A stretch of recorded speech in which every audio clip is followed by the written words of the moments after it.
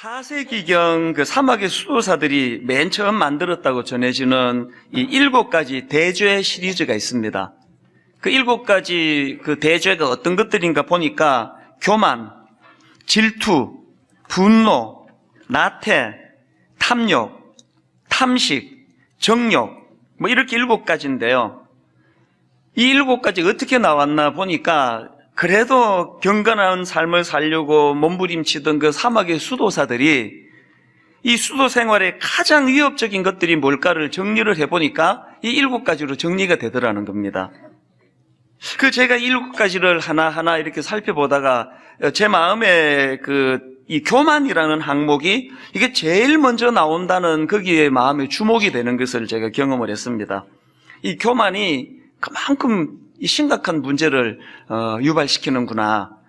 그래서 이 토마스 아퀴나스는 이 교만의 심각성을 강조하기 위해서 이런 명언을 남겼습니다. 교만은 모든 죄악의 어머니이다. 모든 죄의 출발이 이 교만에서부터 시작된다는 뜻 아닙니까? 그러고 보면은 인류 최초로 아담과 하와를 유혹할 때 사단이 사용했던 무기가 이 교만 아닙니까? 먹어라. 하나님처럼 될 것이다. 그래서 C.S. 루이스도 이 교만과 관련해서 재밌는 말을 했는데요. 교만에 비하면 다른 죄들은 벼룩에 물린 자국과 같다.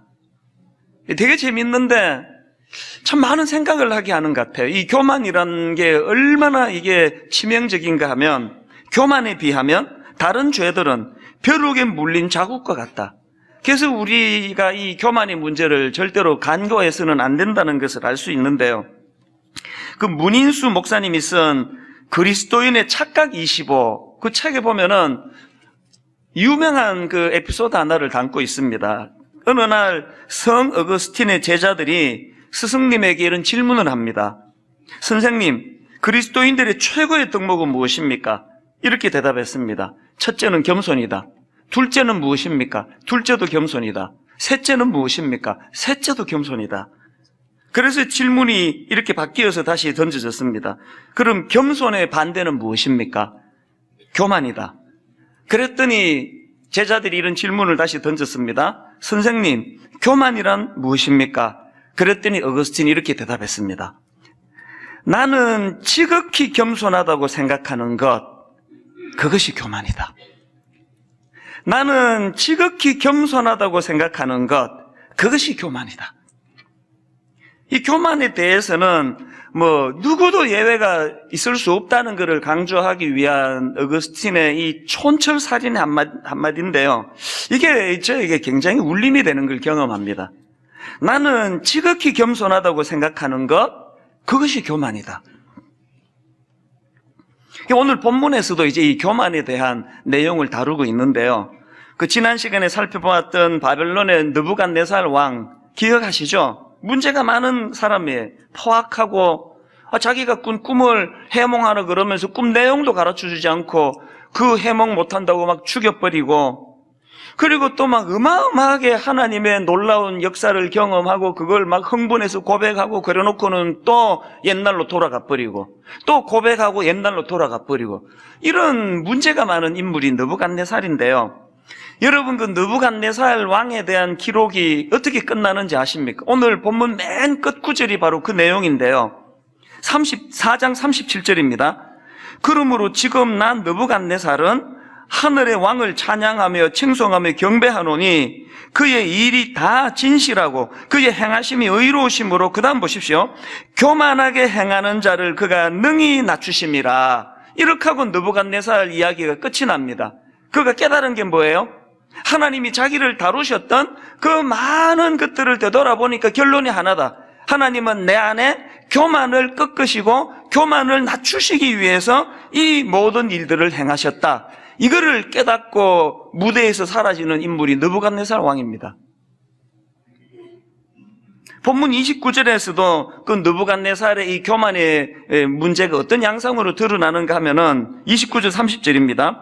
12달이 지난 후에 내가 바벨론 왕궁 지붕에서 근일세 나 왕이 말하여 이르되 이 큰 바벨론은 내가 능력과 권세로 건설하여 나의 도성으로 삼고 이것으로 내 위엄의 영광을 나타낸 것이 아니냐 하였더니, 지금 그 바벨론 왕궁 지붕을 거닐면서 자기가 이루었다고 생각하는 그 엄청난 것들을 과시하고 떠벌리고 그것을 그 교만하게 바라보고 있는 모습이 지금 묘사가 되고 있는데요. 저는 여기 나오는 왕궁 지붕을 거닐세 이 표현을 보니까 다윗이 생각이 나는 거예요. 이 비슷한 분위기가 다윗에게도 경험되어진 거 아니겠습니까? 사무엘하 11장 2절이요.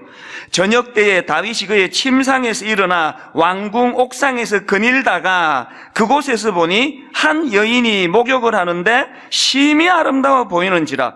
제가 참 흥미로웠던 게, 이 다니엘 4장에서 내가 바벨론 왕궁 지붕에서 거닐세하고 사무엘하 11장에서 왕궁 옥상을 거닐다가라는 이 공통된 분위기를 연출하는 다윗 왕하고 느부갓네살 왕에게 공통점이 많고 결정적인 또 차이점도 있더라는 거예요.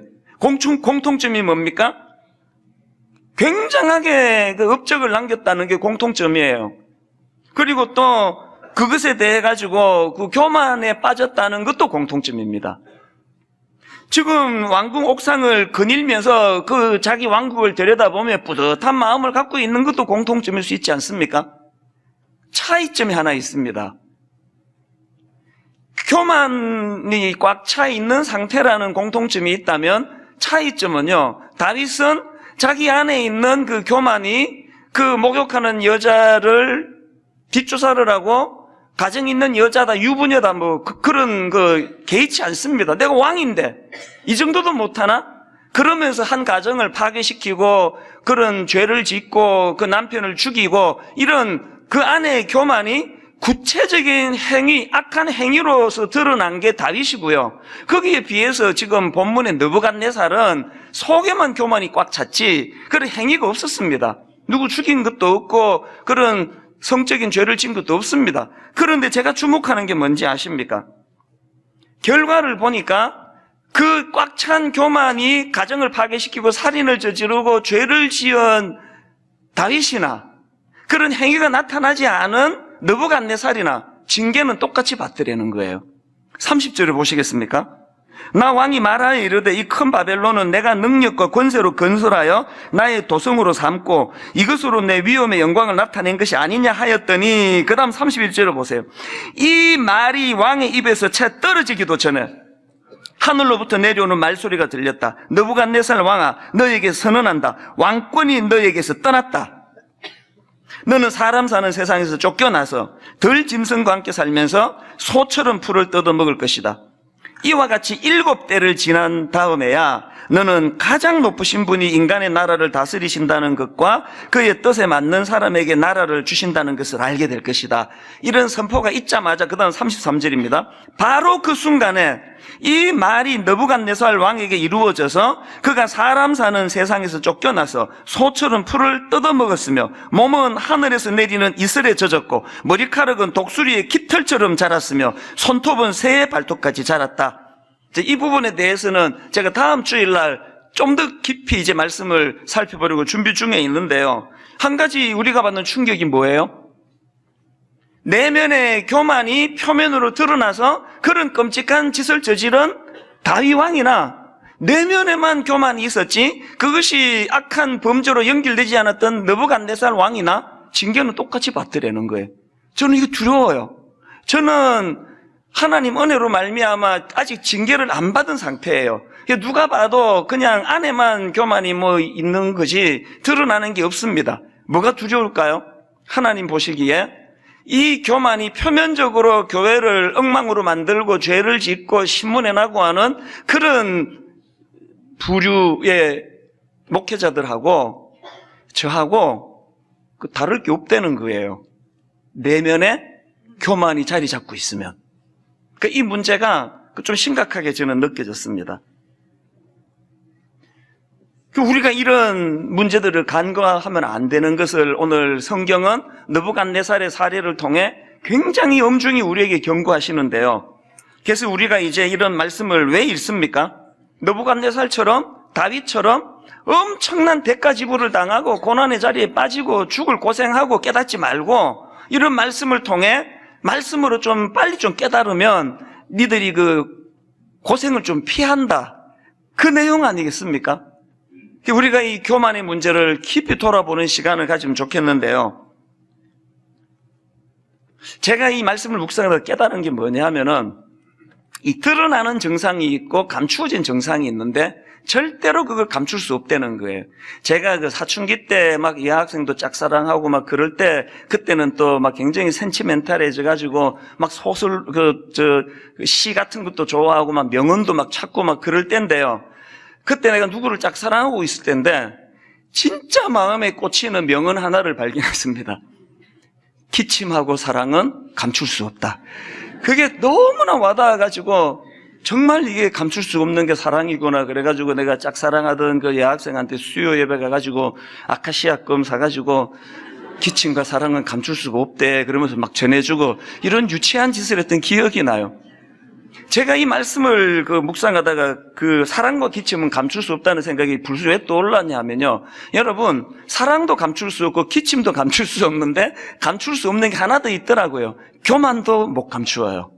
아무리 애를 써도 그 안에 교만도 감추어지지 않습니다. 제가 그 성경에서 증거를 한번 대볼게요. 다니엘 4장 29절에 보면 이제 이 느부갓네살의 막 대놓고 교만한 모습이 나옵니다. 12달이 지난 후에 내가 바벨론 왕궁 지붕에서 그닐새 나 왕이 말하여 이르되 이 큰 바벨론은 내가 능력과 권세로 건설하여 나의 도성으로 삼고 이것으로 내 위엄의 영광을 나타낸 것이 아니냐. 뭐 이건 막 대놓고 지금 교만한 거예요. 이건 뭐 그냥 뭐 감추는 거 없습니다. 내가 막 이게 막 반복으로 나오는데요.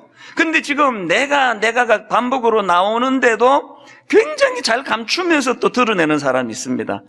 그 교만하다가 망해버린 사울 왕인데요. 자, 한번 내용을 가만히 한번 보세요. 사무엘상 15장 24절입니다. 사울이 사무엘에게 이르되 내가 범죄하였나이다. 내가 여호와의 명령과 당신의 말씀을 어긴 것은 내가 백성을 두려워하여 그들의 말을 청종하였음이니이다. 청하오니 지금 내 죄를 사하고 나와 함께 돌아가서 나로 하여금 여호와께 경배하게 하소서. 여기 지금 사울왕의 내가는요, 느부갓네살의 내가랑 차원이 다른 얘기예요. 여기서 사울의 내가는 겸손한 내가예요. 회개를 고백하는 내가예요. 용서를 하나님께 비는 내가예요. 엄청나게 지금 겸손을 가장했는데 말씀드렸죠. 기침하고 사랑하고 교만은 감출 수 없다고요. 어디서 발각이 되는지 아십니까? 그 다음 30절을 보십시오. 사울이 이르되 내가 범죄하였을지라도 이제 청하옵나니 내 백성의 장로들 앞과 이스라엘 앞에서 나를 높이사 나와 함께 돌아가서 내가 당신의 하나님 여호와를 경배하게 하소서. 느부갓네살 쪽이 좀 순수한 거 아닙니까? 결국은 사울 왕은 이 교만의 문제로 망하는 사람인데요. 왜 이게 두려운지 아세요? 저를 보니까 여기 또 대부분의 분들, 교양이 좀 있다고 하는 분들은 느부갓네살과가 아니고 우리는 사울과예요. 제가 그 교단의 어른들을 만나면요, 칭찬 많이 들어요. 아, 우리 이찬수 목사는 말이야, 겸손의 사람이, 그렇게 개척할 때 사람 몇 안 모일 때나, 지금 이렇게 큰 교회가 될 때나, 한결같이 어른한테 인사도 잘하고, 참 겸손한 사람이야. 여러분, 나가면 나 그런 소리 듣고 살고 있습니다. 믿어주세요. 이 위험한 거라는 이게 위험한 거래요. 차라리 그냥 우리 그 친구 목사님 중에도 그런 사람이 있는데요. 막 대놓고 그냥 시건방지고 그만하고 이런 사람은 안전해요.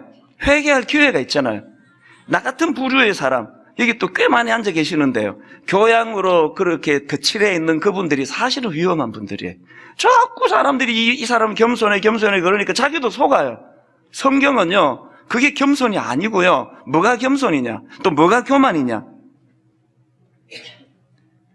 마태복음 4장에 보면은 예수님이 이제 공생애를 시작하시려는데 사단이 세 가지 유혹을 하지 않습니까? 즉 거기에서 뭐가 교만인지 겸손인지 발견을 하는데요.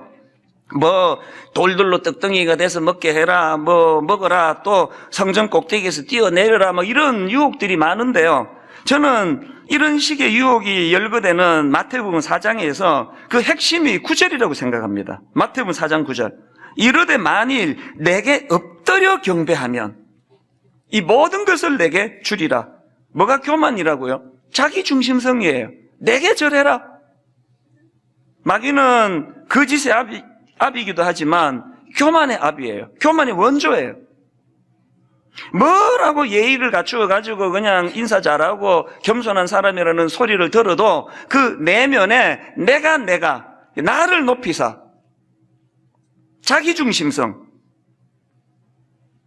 그래서 저는 오늘 이 말씀만큼은 설교 준비하는 저나 설교를 들으시는 여러분이나 누구나 예외 없이 다 해당된다고 저는 생각합니다. 교만은 사람을 피해가지 않습니다. 이런 의미에서 저는 오늘 본문을 가지고 이 교만과 관련해서 우리가 얻어야 될 두 가지 메시지를 나누는 게 중요하다고 생각하는데요. 오늘 우리가 얻을 교훈이 하나 있습니다. 첫째, 기록된 말씀으로 교만을 물리치라는 거예요. 느부갓네살 왕의 교만, 또 그 왕의 교만으로 인해 그가 겪어야 했던 엄청난 고난, 고초, 이런 것들을 여기 왜 기록해 줬습니까? 그리고 이걸 계속 너는 말씀을 묵상해라, 큐티 좀 해라, 성경 좀 읽어라. 이거는 느부갓네살이라는 인생을 조명해 보자는 게 아니라 기록된 말씀을 통하여 타산지석으로 삼자는 거 아닙니까? 앞에서 언급한 그 마귀의 세 가지 유혹을 예수님이 무엇으로 물리치셨는지는 몇 번이나 말씀드렸던 유명한 말씀 아닙니까? 마태복음 4장 4절입니다. 예수께서 대답하여 이르시되 기록되었으되 사람이 떡으로만 살 것이 아니요 하나님의 입으로부터 나오는 모든 말씀으로 살 것이라 하였느니라. 두 번째 유혹을 어떻게 물리치십니까? 7절 예수께서 이르시되 또 기록되었으되. 세 번째 유혹도 똑같은 방식으로 물리치지 않습니까? 10절 이에 예수께서 말씀하시되 사탄아 물러가라 기록되었으되 주 너의 하나님께 경배하고 다만 그를 섬기라 하였느니라. 여러분, 사단이 나를 공격해 올 때, 또 교만으로 나를 무너뜨리려고 할 때 내 인격, 내 의지로는 안 되는 거 압니다. 물러가라 그런다고 물러가지는 성격이 아니에요. 이 사단이 말씀이 내 안에 많이 심어져 있어서 이 공격에는 이 말씀으로 응수하고 저 공격에는 저 말씀으로 응수하는 말씀이 내게 풍성할 때 기록된 말씀이 사단의 유혹을 특별히 교만으로 이끌려는 사단의 공격을 이길 능력이 되는 줄로 믿습니다. 저는 이런 면에서 욥기 42장 5절 6절 이 유명한 말씀인데 이번 한 주간 동안 이 말씀으로 제가 참 많은 깨달음을 얻었습니다. 자, 욥기 42장 5절 6절을 보십시오. 내가 주께 대하여 귀로 듣기만 하였사오나 이제는 눈으로 주를 배움나이다. 그러므로 내가 스스로 거두어 드리고 티끌과 재 가운데서 회개하나이다. 여기 나오는 스스로 거두어 드리고라는 말씀은 그 하나님의 말씀 앞에 자기가 교정되었다는 걸 그렇게 표현한 거 아닙니까? 근데 제가 이 내용의 의미를 원어적으로 살피면서 굉장히 제가 이번에 깨달음을 많이 얻었는데요. 여기 나오는 거두어 드리고 이게 그 히브리어로 마크라는 동사인데요. 이 마크라는 동사는 거절하다라는 기본 의미를 가진 단어인데 이 단어는 경멸하다, 혐오하다 이런 파생된 의미도 갖고 있는 단어예요. 그러니까 이거를 조금 더 직역하자면 이렇게 해석을 해도 괜찮다고 저는 생각합니다. 그러므로 내가 나 자신을 혐오하며 티끌과 재 가운데에서 회개하나이다. 현대 심리학은 자기를 혐오하는 게 건강한 상태가 아니라고 이야기를 해요. 그 말은 또 일부 맞습니다. 내가 나를 귀히 여기고 나를 존중히 여기고 자존감이 높아야지 내가 나를 혐오해가지고 어떻게 건강한 자아상이 되겠습니까? 그런데 성경은요, 때로는 거기에 동의가 되지만 때로는 자기를 혐오하는 자리에 가야 된다고 그렇게 가르치는 게 성경이에요. 여기 나와 있는 이 마크라는 단어가 욥기에 몇 번 나오는데요. 이제 부정적으로도 쓰이고 긍정적으로도 쓰이는데, 자, 부정적으로 쓰이는 마크를 한번 보십시오. 욥기 7장 16절입니다. 내가 생명을 싫어하고, 이 마크예요. 내가 생명을 싫어하고 영원히 살기를 원하지 아니하노니 나를 넣으소서. 내 날은 헛것이니이다. 욥은 지금 이해할 수 없는 고난이 계속되는 것에 막 너무나 거기에 지쳐가지고 자기를 혐오하는 거예요. 죽고 싶다는 거예요. 이 부정적으로 쓰인 마크예요. 그런가 하면 욥기 9장 21절도 부정적인 마크입니다. 나는 온전하다마는 내가 나를 돌아보지 아니하고 내 생명을 천히 여기는구나. 여기는 천히 여기는구나. 마크예요. 나는 온전한 사람인데 온전한 나 자신이 이런 부당한 고난을 당하고 있는 현실에 대해서 나는 내 생명을 혐오한다. 그런 뜻이거든요. 이렇게 마크가 부정적으로 사용되는가 하면 제가 맨 앞에서 읽어드렸던 욥기 42장 6절은 긍정적인 의미, 이 앞에 두 인용해드린 구절과는 차원이 다른 내용이에요. 자, 욥기 42장 6절을 다시 보십시오. 내가 주께 대하여 귀로 듣기만 하였사오나 이제는 눈으로 주를 배웁나이다. 그러므로 내가 스스로 거두어 드리고, 이게 혐오하고라는 뜻이라 그랬죠. 스스로 거두어 드리고 티끌과 제 가운데서 회개하나이다. 지금 욥이 하나님의 말씀 앞에 직면하고 나서 그 말씀에 비추어서 자기 자신을 부정하게 된 거예요. 자기를 혐오하게 된 거예요. 하나님의 말씀으로 내 생각이, 내 모든 것이 다 교정되었다는 걸 혐오로 표현하거든요. 왜 이런 표현을 했을까요? 그동안 고난에 대한 내 인식이 틀렸다는 거예요. 그동안 내가 주저넘게 생각했다는 거예요. 그동안 나 스스로도 이해하지 못하는 걸 주절주절 떠들어댔다는 거예요. 그동안 인간으로서 내 자신의 한계를 넘어서는 짓을 했다는 거예요. 이런 나 자신이 혐오스럽다는 거예요. 왜 때로는 내가 나를 혐오하는 게 유익할까요? 이런 욥의 자기 혐오가 회개의 자리로 나아가는 통로가 됐다는 것입니다.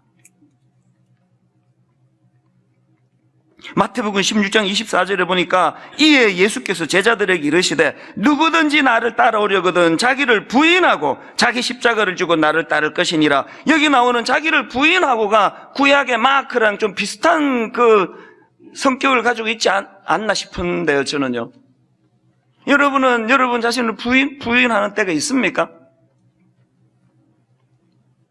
다윗이 옥상을 거닐면서 내가 왕인데 난 지금 저 여자를 발견했는데 저 여자가 가정이 있는들 내가 왜 행동을 멈추어야 돼? 내가 왕인데.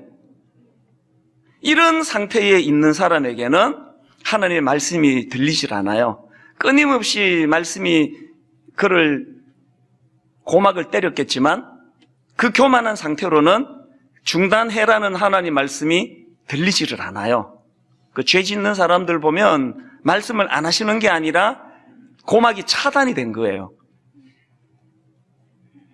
항상 내가 결정한 건 옳고 항상 내 판단은 정확하고 항상 나는 진보든 보수든 한치 오차도 없이 정확한 걸 택하고 부싸움할 때마다 늘 당신이 틀렸지 나는 틀린 적이 없다라고 생각하는 그 사람에게는 하나님의 말씀이 들리지를 않아요.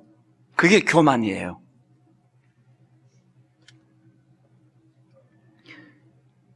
바벨론에서 그리스도인으로 살기라는 그 책에 보니까 그 다니엘의 삶의 특징을 세 가지로 규정하더라고요. 다니엘은 소망의 사람이었다, 겸손의 사람이었다, 지혜의 사람이었다. 그래서 다니엘을 규정 지으려면 이 세 단어, 소망, 겸손, 지혜, 이것으로 특징을 짓는다고 하니까 느부갓네살하고 다니엘하고 결정적인 차이는 교만과 겸손으로 나뉘어질 수 있다는 거 아닙니까? 그러면 다니엘은 도대체 어떻게 뭘 했길래 그가 겸손한 사람이라고 인정을 받을 수 있었느냐? 그거 왜 그러냐? 다니엘이 겸손의 사람일 수밖에 없는 거는 지난 특세 때 말씀드렸죠. 다니엘에게는 삶 속에서 행동하기 전에 하나님의 말씀이 늘 먼저 들려졌다는 거예요. 그래가지고 그 다니엘 2장 16절 특세 때 인용해 드린 거 기억하시리라고 생각되는데요. 다니엘이 들어가서 왕께 구하기를 시간을 주시면 왕에게 그 해석을 알려드리리다 하니라. 다니엘이 구하는 게 뭐예요? 지금 그 말도 되지도 않는 꿈 내용도 가르쳐주지 않고 꿈을 해몽하라 그러면서 자기에게 생명의 위협을 가하는 그 현실 앞에서, 그 다급한 상황 앞에서 다니엘이 원하는 건 하나예요. 시간을 달라는 거예요. 그 문제를 해결하기 위해서. 왜 시간을 달라고 합니까? 다니엘은 알았거든요. 뭘? 그 문제를 풀 지혜가 자기에게서 나오지 아니하고 하나님 들려주시는 말씀에서 나온다는 걸 알았거든요. 이게 겸손이에요. 개척 초기에 저는 2장 16절에 다니엘 같이 했던 것 같아요. 아무것도 몰랐으니까요. 알아야 뭐 면장도 하고 뭐 할 텐데 아무것도 모르니까 어른목회 해본 적이 없으니까. 지금 한 17년 되고 나서 이제 뭐 글쎄요, 뭐 시간을 달라 필요 없어요. 누구든 좀 바로바로 답할 수 있습니다. 얼마나 16년 동안의 경험이 많이 쌓였습니까? 그게 교만이라는 거예요. 그게 교만이라는 거예요. 여러분은 어떤 인생의 문제가 부닥칠 때 바로바로 해결하는 능력을 가졌습니까? 시간을 달라고 하시는 분이에요. 그 문제를 가지고 주님 앞으로 나오시는 분이에요. 바로바로 해결할 수 있는 능력을 자랑하는 분이에요.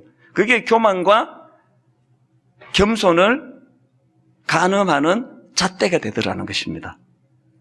저는 여러분의 삶 속에서 다니엘처럼 참 저 사람은 하나님 앞에 겸손한 사람이다, 그런 평가를 받는 성도님 되시기를 바랍니다. 그 이유가 뭐냐 물으면 저 사람은 항상 하나님께 의뢰해, 기록된 말씀을 의지해, 말씀으로 인생을 풀어나가, 그런 평가를 받는 주님의 자녀들 되시기 바랍니다. 그런가 하면 두 번째로 교만과 관련해서 우리가 기억해야 될 메시지가 하나 더 있는데요. 여러분, 나의 내면에서 하나님의 권위가 회복이 될 때 교만도 사라진다는 사실이에요. 지금 다니엘이 느부갓네살을 향해서 지금 꿈을 풀이해주는 과정에서 던지는 내용을 한번 보십시오. 24절입니다. 왕이여, 그 해석은 이러하니이다. 곧 지극히 높으신 이가 명령하는 것이 여기 나와 있습니다. 여러분, 느부갓네살 왕은 누구에게도 명령을 받을 위치가 아니에요. 최고 권력자예요. 북한의 김정은이가 누구의 명령을 받습니까? 느부갓네살이 그런 위치예요. 그런 그에게 다니엘이 뭐라고 이야기합니까? 지극히 높으신 이가 명령하신 것이 내 주 왕에게 미칠 것이라. 25절. 왕이 사람에게서 쫓겨나서 들짐승과 함께 살며 소처럼 풀을 먹으며 하늘이 이슬에 젖을 것이요 이와 같이 7대를 지낼 것이라. 그때에 또 나옵니다. 지극히 높으신 이가 사람의 나라를 다스리시며 자기의 뜻대로 그것을 누구에게든지 주시는 줄을 아시리이다. 왕이여, 이것 좀 아셔야 됩니다. 당신이 이 땅에 호흡하는 모든 생명체에게 가장 큰 권력을 쥐고 있는 최고 권력자라는 거 믿어 의심치 않지만, 그러나 당신이 최후의 권력자가 아닙니다. 당신은 지도를 받아야 될 하나님이 계십니다. 그 얘기거든요. 저는 이 다니엘의 이야기를 읽으면서 옛날 우리 초등학교 다닐 때 교실이 생각이 났습니다. 인생은 두 종류예요. 여러분 기억나세요? 초등학교 때 점심시간 같은 때 선생님 안 계시는 초등학교 교실 아수라장인 거, 막 칠판 지우개 막 날아다니고 책상 막 넘어지고 막 책상 위로 막 뛰어다니고 그러다 또 자빠지고, 담임 선생님 안 계신 학교 교실은 아수라장이에요. 겸손의 사람은 담임 선생님이 계시는 초등학교 교실 같은 인생이에요. 다니엘이 그래서 겸손한 사람이라 그러거든요. 오늘 이 시대를 한번 보세요. 포스트 모더니즘의 특징이 뭔지 다 아시죠? 절대자를 다 빼버리는, 모든 권력을 다 힘을 빼게 만드는 특징이 이 시대 특징 아닙니까? 하나님은요, 이 시대에 왕따가 될 수밖에 없는 분이에요. 기분 나쁘게 왜 절대 신이냐는 거예요. 왜 니 혼자 하나님이냐는 거예요. 나도 하나님, 니도 하나님. 얼마나 좋으냐. 오늘 여러분, 창조주 하나님을 머리에서 지워버리고 마음에서 쫓아낸 이 시대 사람들의 현실을 한번 보세요. 아수라장 아닙니까? 지금 뭐 전 세계가 지금 이게 뭐 혼미한 상태 아닙니까? 동성애를 위시해가지고, 뭐 가정, 결혼을 위시해가지고, 막 급증하는 가정 붕괴를 위시해가지고, 이건 뭐 상상할 수 없는 잔혹한 이 생명의 귀함이란 건 이건 쓰레기통에 처박혀버린 시대. 죽여도 막 하여튼 막 극악무도하게 사람을 죽이고, 이 도대체 이렇게 그 계명하고 배운 사람이 많고 고학력자들이 많은 이 시대에 이제 되어가는 꼴을 딱 보니까 딱 한마디로 내가 해석하겠더라고. 이 시대는 담임 선생님 안 계신 초등학교 교실이에요. 두려운 현상들이 일어나고 있는 거 아닙니까? 여러분 내면 세계는 어떠세요? 여러분 내면 세계는 담임 선생님이 안 계신 느부갓네살과 같은 교만으로 무장된 내가 최종 결정권자고 뭐든지 내 마음대로 결정하고 내가 결정하는 것이고 진리고 법이라고 하는 그런 교만에 빠져 있는 그분의 삶이 담임 선생님 계시지 않는 초등학교 교실과 같은 인생이에요. 저는 이런 점에서 우리 교회의 부교역자들이 진짜 부럽습니다. 그들에게는 담임 목사가 있거든요. 저 되게 어려워합니다. 조금 성도들한테 사고를 치거나 성도들한테 잘 못하면 너 가만히 있지 않습니다. 저 보긴 이래도 엄청 무서워요. 그냥 안 넘어갑니다. 이 벌벌 떨어요. 내가 화를 내면은.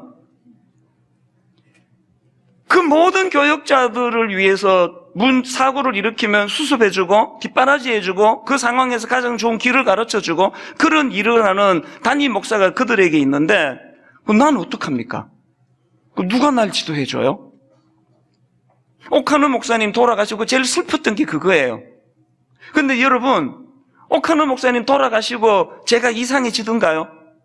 목사님 안 계시고 제가 막 강단에서 막 헛소리나 짓거려대고 돈이나 밝히고 막 그냥 막 그런 해서는 안 되는 짓을 하고 제가 그러던가요?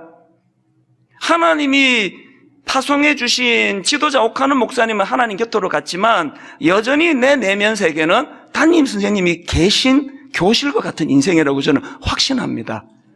담임 선생님이 계신 인생은 혼란이 없어요. 혼미함이 없습니다. 여러분은 어떠세요? 아까 여러분 그 느부갓네살이나 사울이 내가를 반복하는 그런 인생이라고 말씀드렸는데요. 신약에 보면은 내가가 또 계속되는 구절이 또 있습니다. 갈라디아 2장 20절입니다. 내가 그리스도와 함께 십자가에 못 박혔나니 그런즉 이제는 내가 사는 것이 아니요 오직 내 안에 그리스도께 사시는 것이라. 이제 내가 육체 가운데 사는 것은 나를 사랑하사 나를 위하여 자기 자신을 버리신 하나님의 아들을 믿는 믿음 안에서 사는 것이라. 여기서 내가는 오늘 본문의 내가보다 더 빈번하게 나오는 내가예요. A.W. 토즈가 쓴 자아를 버려라는 그 책에 보니까요, 이 갈라디아 20장 전후로 내가 14번 나온다. 14번. 그런데 여러분 여기 나오는 내가는 앞에서 느부갓네살의 내가나 사울왕의 내가랑은 차원이 다른 내가예요. 여기에서 갈라디아 2장 20절에 바울이 말하는 내가 그리스도와 함께 십자가에 못 박혔나니 또 오직 내 안에 그리스도께서 사시는 것이라는 이 차원의 내가는요, 담임 선생님이 계신 인생의 내가예요. 담임 선생님의 통제를 받는 사람이 할 수 있는 내가예요. 여러분에게 갈라디아 2장 20절에 내가가 자리 잡고 계십니까? 다시 보시겠습니까? 내가 그리스도와 함께 십자가에 못 박혔나니 그런즉 이제는 내가 사는 것이 아니요 오직 내 안에 그리스도께 사시는 것이라. 여기 바울의 고백, 오직 내 안에 그리스도께 사시는 것이라. 이게 뭘 고백하는 거예요? 담임 선생님이 계시는 학교에 나는 교실의 인생이다. 나는 그분의 지도를 받을 것이다. 나는 그분의 통제를 받을 것이다. 그분이 내 인생에서 필요한 지혜와 걸어가야 될 길들을 가르쳐 주시고 나는 그분의 지도 아래, 그분의 통제 아래 놓여 있는 인생이다. 이 선언이거든요. 결론을 이렇게 맺기를 원합니다. 저는 고린도전서 4장 안에 우리가 겸손을 회복할 수 있는 굉장히 중요한 그 원리 하나를 발견할 수 있다고 생각하는데요. 고린도전서 4장 6절입니다. 형제들아, 내가 너희를 위하여 이 일에 나와 아볼로를 들어서 본을 보였으니 이는 너희로 하여금 기록된 말씀 밖으로 넘어가지 말라 한 것을 우리에게서 배워 서로 대적하여 교만한 마음을 가지지 말게 하려 함이라. 교만한 마음을 가지지 말게 하려 함이라 하면서 주는 지침을 한번 보시겠습니까? 7절입니다. 현대인의 성경. 누가 여러분을 남달리 뛰어나게 하였습니까? 여러분이 가진 것 중에 하나님에게 받지 않은 것이 무엇입니까? 여러분이 가진 것이 하나님에게 받은 것이라면 어째서 받지 않은 것처럼 자랑하십니까? 정신이 팍 드는 말씀 아닙니까? 30몇 명으로 시작한 분당 우리 교회가 오늘에 이르기까지 하나님의 손길이 미치지 않은 곳이 있었느냐? 어느 것 하나라도 하나님 없이 네 힘으로 한 거 있었느냐?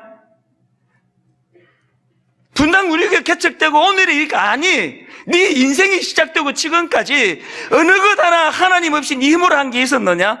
아닌데 왜? 네가 가진 것이 하나님에게 받은 것이라면 어째서 받지 않은 것처럼 자랑하느냐? 이 지적 앞에 정신이 펄쩍 드는 저와 여러분 되시기를 바랍니다. 가을이 되면요, 누구나 마음이 허전해져요. 마음이 힘들어집니다. 공통점이에요. 뭔가 스산해요. 그런데 여러분, 그 허전함은 두 종류예요. 저도 어제 몸살을 앓았거든요. 마음이 너무 힘들어가지고. 설교 준비도 안 되고요.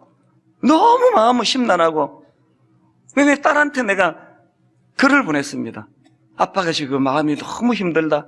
네가 기도해 줘야 되겠다. 바로 답이 왔어요. 무슨 일이에요? 뭔 일 없거든요. 아무 일 없습니다.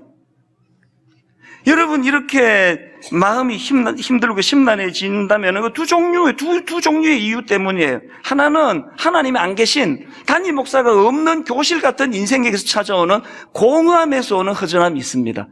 저는 그런 차원이 아니에요. 그 종류가 아닙니다. 저는 교실에 계신 선생님이 저를 너무 믿으셔가지고 너무 많은 사명을 맡기신 것 때문에 마음이 힘든 사람이에요. 어제 4건의 상담을 했거든요. 계산해 보니까 5시간 보냈더라고요. 억장이 무너지면 눈물을 뚝뚝뚝뚝 흘리는 그 젊은 자매의 그 눈물이 저에게 전이가 돼가지고 너무 마음이 힘들고 우울하고 설교 준비도 안 되고 한숨만 나오고 내 딸한테 나 좀 도와달라고 글을 보내야 되는 그런 상황이었지만 이건 MT에서 나오는 허무가 아니에요. 사명의 무게 때문에. 그래서 저희 어제 바로 일찍 잠자리에 들어가고 알람 맞춰놓고 새벽에 일어나 언제 그랬는지 안개같이 허전함은 다 사라지고 또 지금 이렇게 힘을 내서 말씀을 전하는 거 아닙니까? 여러분, 이 가을에 여러분의 허전함의 실체가 뭔지를 점검하셔야 합니다.